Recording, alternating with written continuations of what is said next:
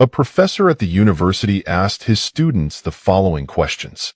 Everything that exists was created by God? One student bravely answered, yes, created by God. Did God create everything? A professor asked.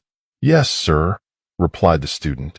The professor asked, if God created everything, then God created evil, since it exists.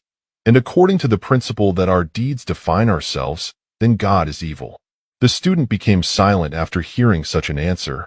The professor was very pleased with himself. He boasted to students for proving once again that faith in God is a myth. Another student raised his hand and said, can I ask you a question, Professor? Of course, replied the professor.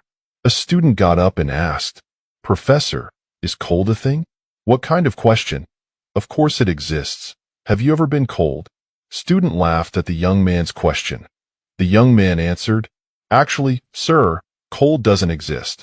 According to the law of physics, what we consider cold is actually the absence of heat. A person or object can be studied on whether it has or transmit energy. Absolute zero, minus 160 degrees Fahrenheit, is a complete absence of heat. All matters become inert and unable to react at this temperature. Cold does not exist.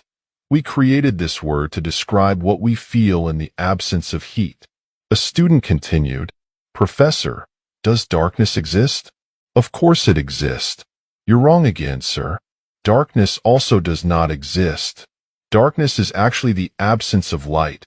We can study the light, but not the darkness.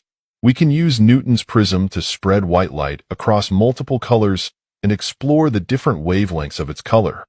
You can't measure darkness. A simple ray of light can break into the world of darkness and illuminate it. How can you tell how dark a certain space is? You measure how much light is presented. Isn't it so? Darkness is a term man uses to describe happens in the absence of light.